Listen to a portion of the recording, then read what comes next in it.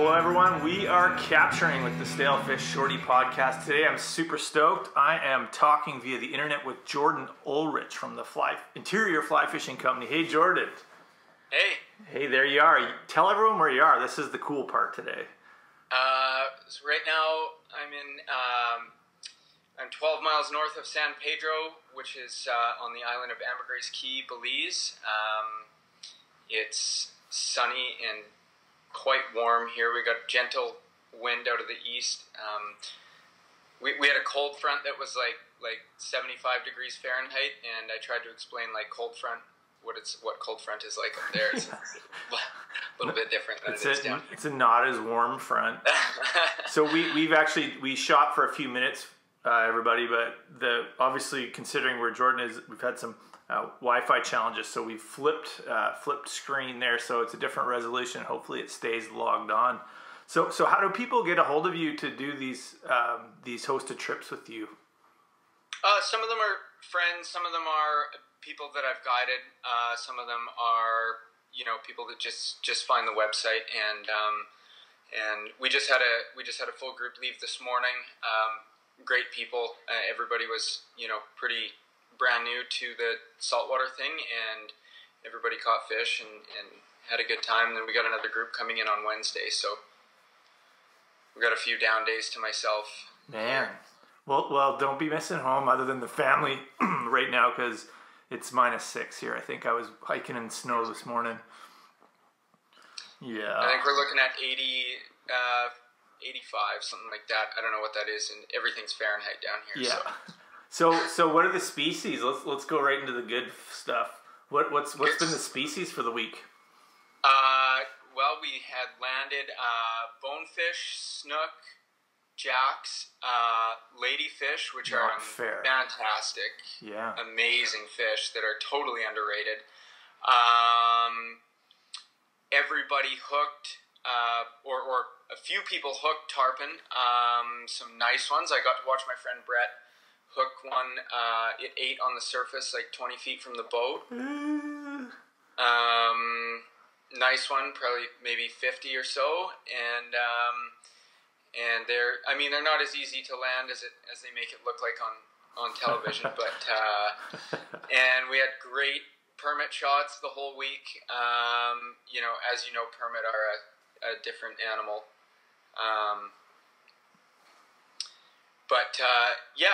And then some snapper and barracuda and stuff like that. But it never ends here, the amount of species you find on the flats. Cool. Hey, let's talk about equipment, man. That's a whole range.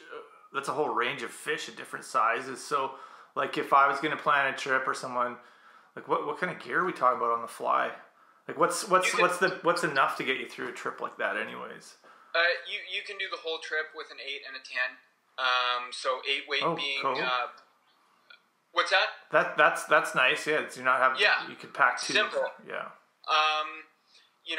8 weight being for bonefish and smaller permit, under 10 pounds, and then the 10 weight proving effective for bigger permit and then tarpon, snook, jacks. It's nice to have a 10. I got absolutely schooled by a jack on my 8 weight the other day. Jealousy. I'm jealous. Made pretty short order of all the backing that I had on my reel. So floating lines 100%, or any of the intermediate tips or anything? Yeah, they'll fish.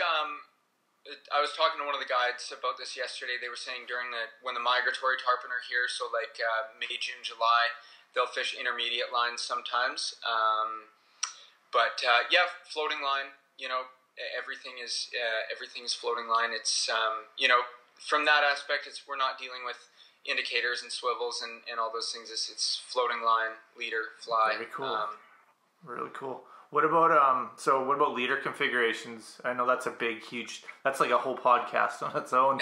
Yeah. But what kind of material should someone bring heading to those areas? So bonefish starting simple, like tapered leader, ending in anywhere from 8 to 12 pound. I fish 10-pound fluorocarbon. Permit, usually they're fishing like 12 to 16 pound. And then tarpon is a little bit different. They fish what's called a class tippet in the middle. So you'll have like a butt section of super heavy, fluoro or mono. And then your class is the middle leader, which is usually like a 20-pound breaking strength. And then your bite tippet, which is what you tie your fly to, is anywhere from 60 to 100 pound. And that's just for their mouths when they rub on the leader. Thin leader material just gets shredded. Crazy. So that section of mono between the two heavy, so you get your heavy butt section, your heavy abrasion resistant tippet. That middle section is for like weight class, but also for safety, I think too, isn't it? In case you have to break a fish off, you're not going to break your fly line, your rod, or your backing. Yeah. One of our guides, Rojo, who is a excellent guy, fantastic tarpon guide.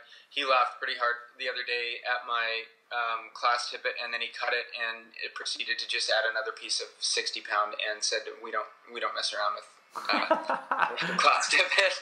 He said when you hook it, you just got to land it. I think they call it like when in Rome, dude. Yeah. So I didn't argue it.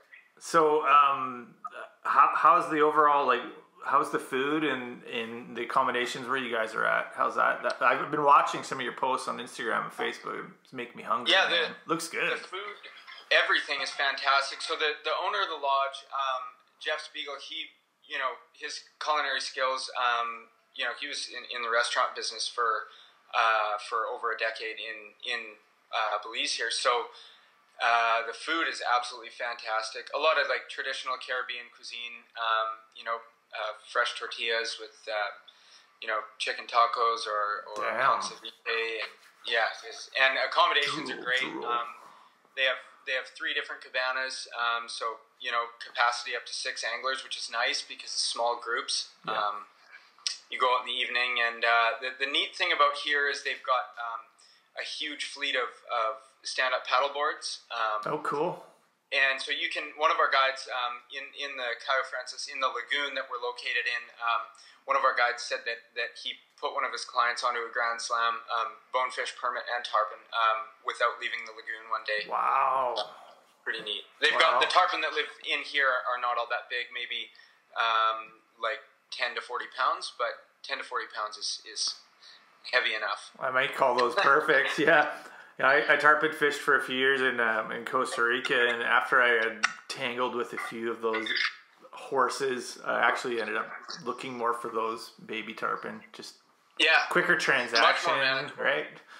Yeah. Not some crazy workout. Hey, let's flash up over the map back into BC. What's happening with Interior Fly Fishing Company? What's on the go? We're getting ready for our spring 2019 season. So we've got, we'll have our guided stillwater program again this year. We're just organizing a trip. It'll be 6 anglers. 3 guides, 4 days of fishing out of Kamloops. Oh, cool. Crash course on stillwater fly fishing in Kamloops. And so we're just, we should have that up on the website over the next couple days here. We'll do accommodation included, everything like that. So nice. We're really looking forward to it. Ice off is closer than we think. It's coming. Especially with the winter we've had this year. Yeah, crazy mild. How much of your business, I'm in the booking, reservation, fly fishing accommodations end in the still waters, and how much of your business is everyone trying to target that May time? Have you been able to spread out and talk people into some of the spectacular like June and early July stuff and summer fishing too? Well, that's the thing is especially we get people come from the States. I don't know how word gets around that May and June are the only, are the only times you can like fish chironomids or catch a boatload of fish. We had just as good a fishing in September and October as we did in May and June. Completely. So it's and just because you come to the interior in May also doesn't guarantee you're going to have absolutely lights out fishing either. Totally. Unpredictable weather, man. You can have weather systems. The bugs aren't happening. you're not guaranteed at any time of the year. But May and June are definitely those are booking pretty fast. Those are the ones that, as you know, with Stoney and that. But I try to tell people, the best time to come is when you're able to. There really isn't. There's no bad time to come. There's good fishing to be found from ice off all the way to ice on. So yeah, I don't know about you, but it feels like now there's, I guess probably with social media and all the information that's more readily available, people are starting to realize there seemed like a phase there where it was just chronomid craze, and a lot of anglers were only hitting, our region 3 in the interior in the spring. But it feels like now, I guess, with, how many images of cool fly patterns and how much information is coming back out, that anglers are starting to concentrate on the damsels and the dragons and looking at the fall trips too. It's not just that crazy bobber down spring thing anymore. No, and I mean, like, throughout the season, fish have got to eat, and chronomids are, obviously not the only thing that they swim around and eat. So you can have, and you can have days, especially in, the mid to latter parts of June, where you'll have good chronomid fishing in the morning, and then, like, lights out mayfly or damsel fishing in the afternoon. So yeah, as long as you're open-minded, that's a big part of catching fish on our local waters is not pigeonholing yourself into one technique. Yeah, completely. Hey, I was talking to Phil a few days ago, and we were talking about kind of breaking innovation, newer patterns and techniques. Anything from last year that you'd like to share that you kind of opened your eyes a little more into concerns to stillwater fly fishing techniques? I wouldn't call. Okay, so I know you're like, this is gonna make you just absolutely cringe. No, I'm better now. Okay. So we salvaged a few really tough days hanging blob flies under strike indicators. That's exactly what Phil was talking about. Yeah, and you knew that's what I was going to say. No, I didn't. I wasn't sure, but it's something that... You knew it was going to be that or stripping boobies. Yeah, fair enough. So, when those fish are swimming around, inhaling Daphnia clouds, even though it's not a very pure method of fly fishing, sometimes it's sometimes you got to do it, and especially you got people in the boat that want to catch fish, and it's it becomes easier once you have it save your day a couple times. And another thing that I had last year was I'd kind of lost like a bit of confidence in the white bead, like the snow cone. I stopped trying as many of them. Me too. And last year was like it was like every time I went out, the fly had to have a white bead or I wouldn't fish it. Good tip. Weird. I strayed away from them, and I was looking more at, like, always copper, gold, or black, or treated different color combos. And the white were always like, I don't know, that snow cone thing from a long time ago, but that's a good tip for people, because you can get those beads at an inexpensive cost, and they still work. Fish haven't changed. Oh no, and especially water, stained tannin, murky water. There's some lakes that they just hammer when the or fish in really deep water when the traditional black bead and gills doesn't seem to be working. Sometimes that's just enough for them to key in on, but good one. I don't know. That's a good point. I point. haven't had a chance to ask him yet. One more kind of technical question that I'm sure people would like to hear about. What's your kind of go-to configuration for indicator leaders? Say not going too deep, not being crazy when fish are in 4 feet, but kind of a go-to setup for building up an indicator leader. So this is actually that could be another podcast on its own. No, and it could, and I'm glad you asked, because I've tried just about everything that my brain could conjure up, and I was writing a small snippet for some written content for a book the other day, and I was writing about chronomid fishing leaders, and I realized that I've really come down to just like taking a length of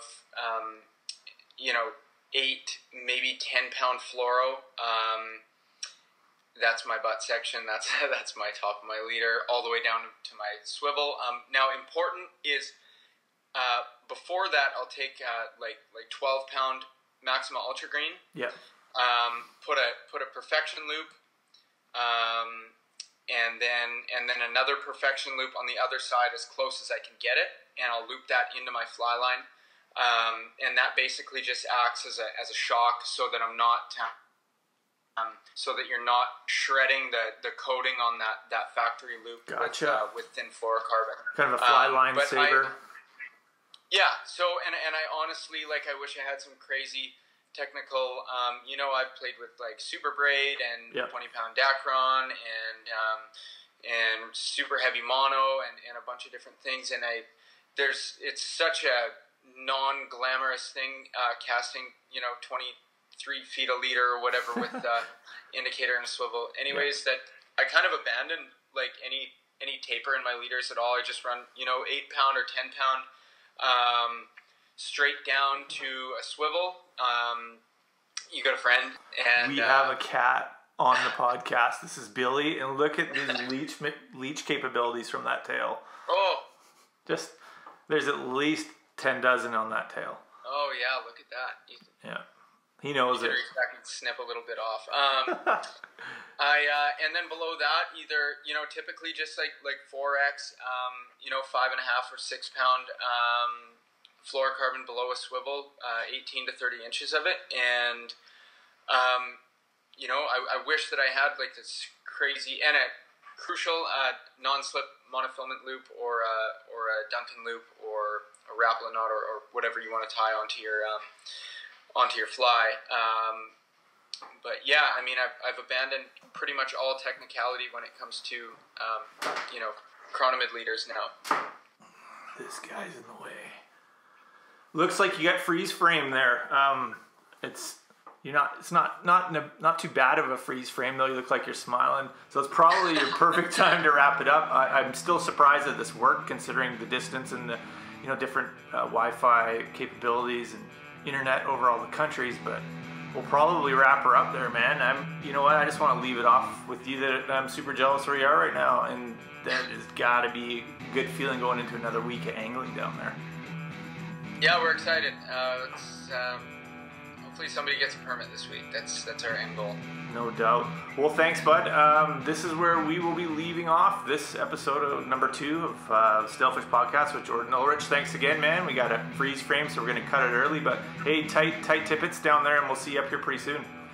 All right, Brent. Thank you very much. Thank you, sir, and thank you for watching. Take care.